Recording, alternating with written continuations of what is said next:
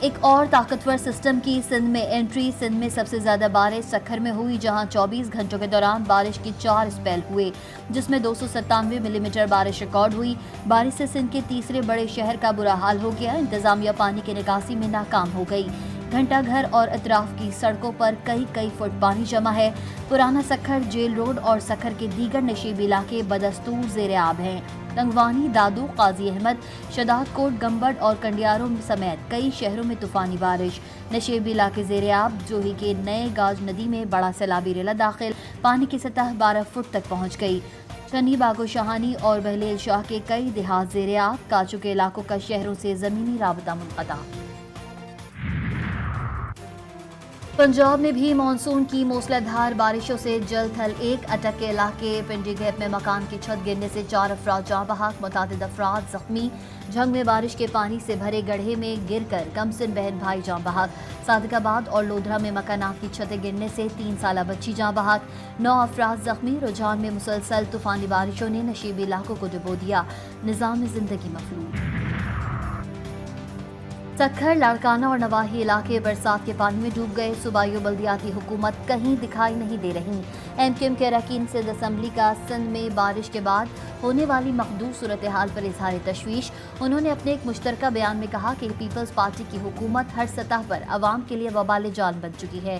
پورے صوبے کا انفراسٹرکچر مکمل تباہ ہو چکا۔ پیپلز پارٹی رہنما صرف بیان بازی کی حد تک متحرک ہیں۔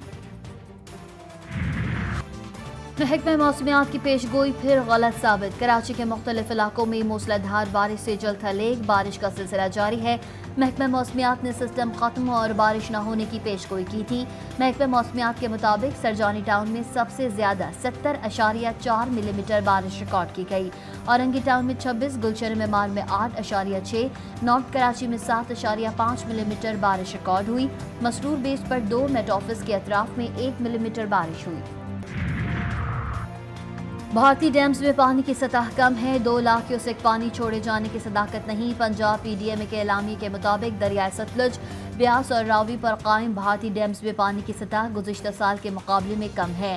باکڑا ڈیم 54%، پونگ ترپن اور دھین ڈیم میں پانی کی سطح 26% ہے۔ آئندہ چند روز میں بھی بھارت کی جانب سے پانی کے بڑے اخراج کا کوئی امکان نہیں۔ حکومت کی انوکھی منطق، جب زیادہ لوگ لائیو انٹرنیٹ پر جاتے ہیں تو دباؤ بڑھتا ہے۔ حکومت کو اندازہ ہے کہ انٹرنیٹ متاثر ہونے سے عوام غصے میں ہیں۔ وزیر مملکت برائے انفارمیشن ٹیکنالوجی شہزاد فاطمہ خواجہ کی انٹرنیٹ کو بند یا رفتار کم کرنے کی تردید۔ انہوں نے وی پی این کے استعمال کو مسئلہ قرار دیا۔ کہتی ہیں کوشش ہے کہ لوگوں کو اب مزید انٹرنیٹ مسائل کا سامنا نہ ہو۔ وی پی این کے استعمال سے انٹرنیٹ کی سپیڈ متاثر ہونے والی بات درست نہیں۔ آئی ٹی ماہرین نے وزیر مملکت برائے انفارمیشن ٹیکنالوجی شہزاد فاطمہ خواجہ کی وضاحت مسترد کر دی۔ ماہرین کے مطابق وی پی این ڈاؤن لوڈ کرنے والے کے انٹرنیٹ کی سپیڈ 50% تک کم ہو جاتی ہے، لیکن وی پی این کے استعمال سے پورے پاکستان کا انٹرنیٹ ٹریفک متاثر ہوا ہے۔ یہ بات تکنیکی طور پر درست نہیں۔ عوام کہتے ہیں انٹرنیٹ کی رفتار سلو ہونے سے کاروبار تباہ ہو گیا۔ یہاں پہ تو ڈیلی بیسس پہ لوگ انٹرنیٹ کو استعمال کرتے ہوئے ہمارے پاس چیزیں بھیجتے ہیں اور ہم پرنٹ نکالتے ہیں، لیکن جب سے یہ مسئلہ درپیش آیا ہے تب سے کافی کام میں جو ہے وہ کمی آ گئی ہے۔ بالکل کاروبار ہی ہمارا بالکل بند ہو گیا۔ اب ہم کسی کا پیکج لگاتے ہیں، وہ کہتے ہیں ہمارا پیکج نہیں چاہ رہا، آپ نے ہمارا پیکج نہیں کیا، لیکن ہم نے ان کا پیکج کر دیا ہوتا ہے۔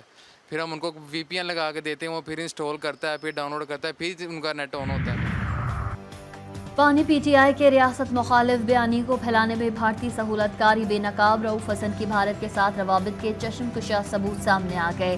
غیر ملکی اور بھارتی لابی بانی پی ٹی آئی کے ریاست مخالف ایجنڈے کی تکمیل کے لیے متحرک۔ رؤف حسن کا بھارتی صحافی کرن تھاپر کے ساتھ واٹس ایپ پر رابطوں کا انکشاف۔